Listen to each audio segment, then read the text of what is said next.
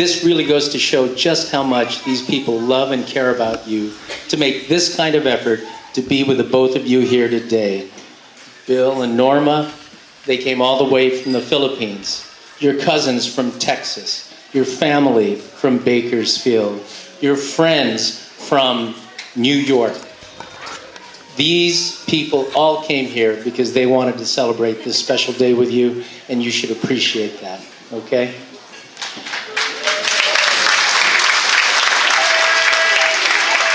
I especially want to thank Bernard and Maria for everything they have done for Vince and Kelsey's special day. Thank you for hosting the rehearsal dinner last night, and thank you for your generous contribution to making sure that these two kids of ours got the kind of wedding that they wanted to have.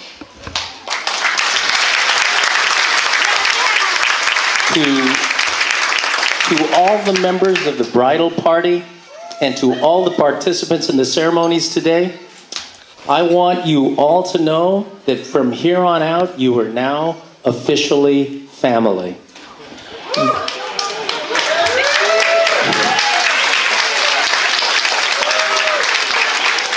And that is because, in keeping with Filipino tradition, when Vince and Kelsey have children in the future, their kids will refer to each and every one of you as aunt or uncle. They will never question why Aunt Tara has red hair, or why Uncle Lars doesn't look like anyone else in the family. Their kids will accept with all their hearts that somehow they are related to all of you.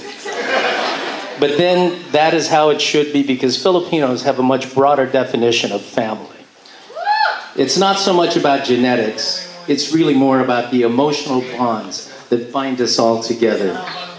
So we are here to bring together Kelsey and Vince, but we are also here to bring together two families.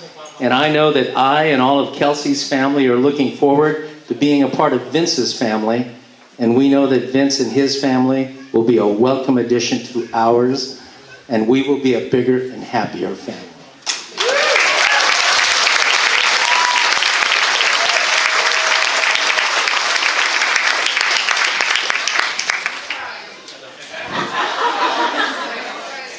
Kelsey. You can do it. You can do it. Every father who has a daughter knows the joy of holding his little girl's hand as she grows up from childhood to adulthood.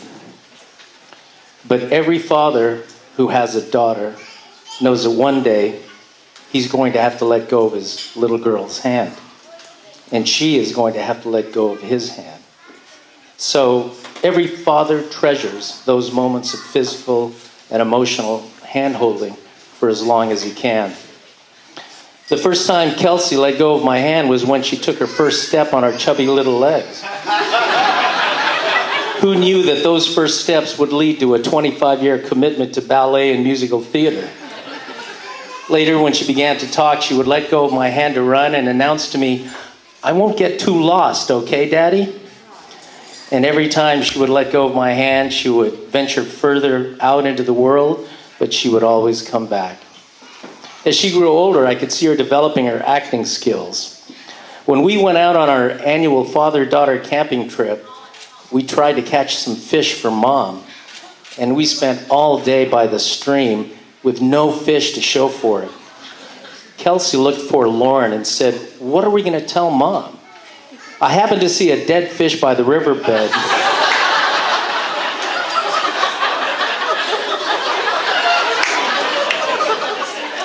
And I told her, "Hey, maybe we can show Mom something."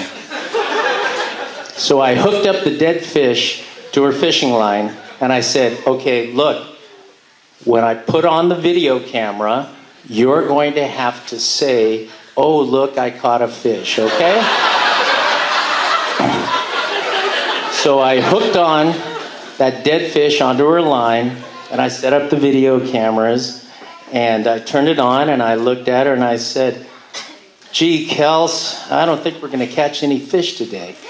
And she said, "Oh my God, Daddy, look, I caught a fish. And I said, where? I was so sold by her acting, I forgot that I put the dead fish on the line. I actually believe she caught the fish. And of course, when we showed her mom still believed she caught that fish. Although you hope it never happens, at some point every father may have to hold his daughter's hand as she experiences some deep emotional heartache in her life.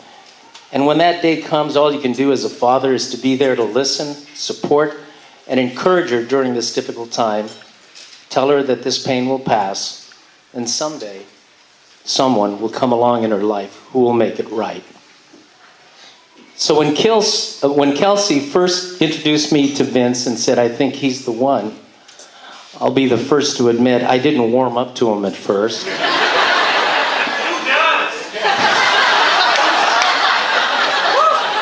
Because I didn't know anything about him.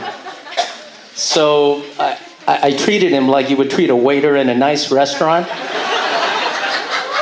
You know what I mean. They serve a useful function, but you really don't pay attention to them until they come around. So Kelsey said, "You need to get to know Vince." So I had a talk with Vince that all fathers have with their daughter's prospective mate. The one about, "Do you really know everything about my daughter that you need to know?" So, "Vince, you know, my daughter might be a little high maintenance." Vince said, that's okay. I like maintaining her."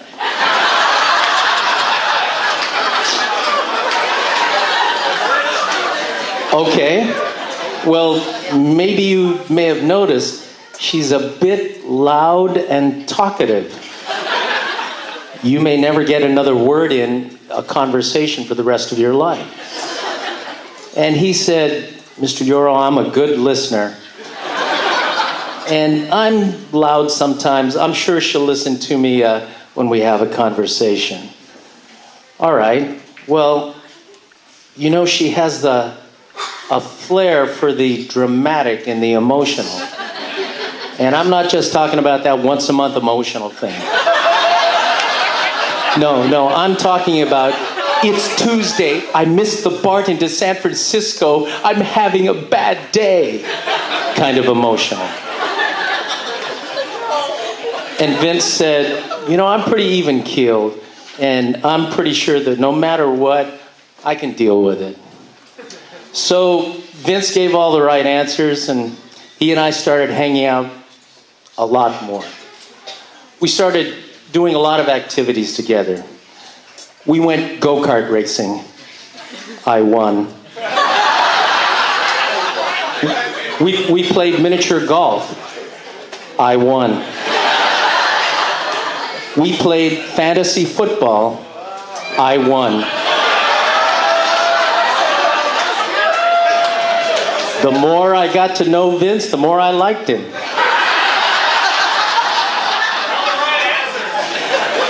At one point, Kelsey got angry about how much time I was spending with Vince. She said, "Every time we come home and I give you the choice of spending time with me or spending time with Vince, you choose Vince. And I'm your daughter." And I said, "Well, Kels, here's the option that you gave me. Would you like to go shopping with me and get a mani-pedi? Or would you rather drink beer and watch football with Vince? What option did you think I was going to choose?" No matter what we did, he was always down to earth in his manner and easygoing.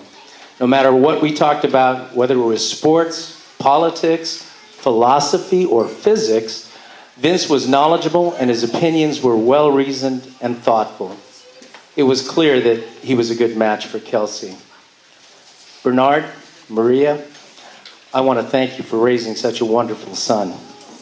I know how justifiably proud you must be of Vince.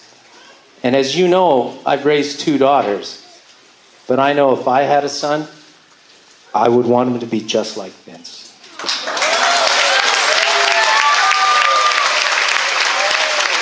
Okay, wait a minute. Okay. Even though I had grown quite fond of Vince, I still had to have that talk with Kelsey. That talk that all fathers have with their daughters, where they try to point out the person's faults. You know, the conversation, are you sure he's the one? So Kelsey, tell me why you think Vince is the one for you. Well, Dad, he's my best friend and companion. We always have so much fun when we're together, and he's always so happy to see me. Well, you know, a good dog can provide all of that. They also require less upkeep. By the way, when you come home, does Vince wag his tail and lick your face? I don't think so. So, you know, you get more out of a dog. What else? Well, Dad, we agree, and we're so compatible. We never argue. All right. Well, can I point out that when he comes to our family gatherings, he roots so loudly and obnoxiously against the Dodgers and the Lakers.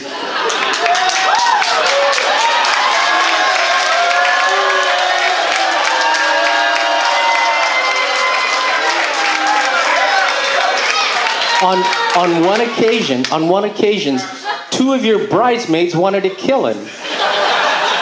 Tyler wouldn't speak to him for the entire weekend, and your sister Carly, well, we had to remove sharp objects from the room because she said, I don't care what this says, I swear to God I'm going to stab him.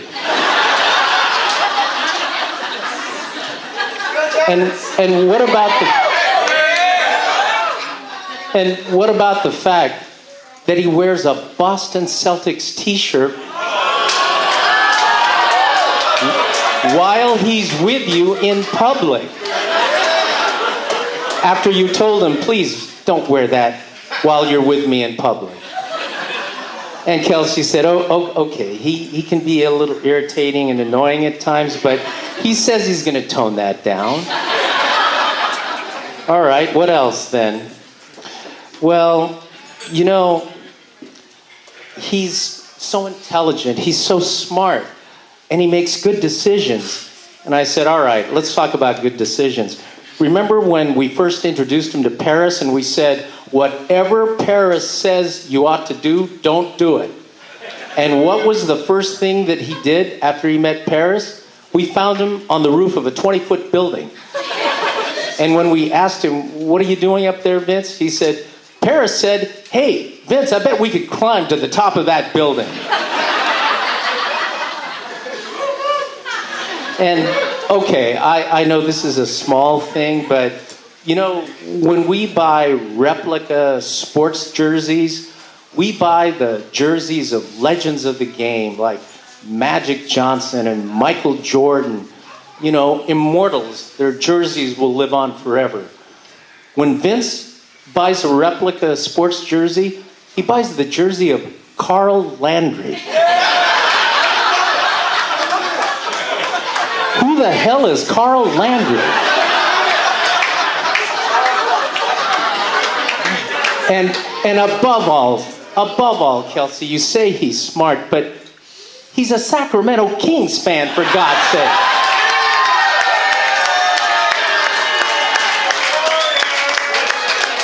Just how smart can he be? Oh, Kelsey did say he's a Golden State Warriors fan, so he's... So he's a little bit smarter than I gave him credit for. So Kelsey said to me, okay, Dad, I get your point. He's not perfect. But you know what? He's perfect for me.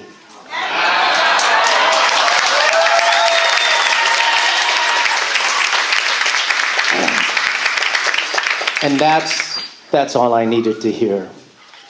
And so the time has come for me to let go of my little girl's hand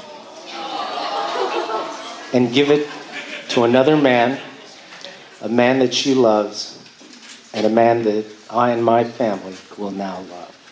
So please raise a toast to Kelsey and Vince, a couple who are perfect for each other.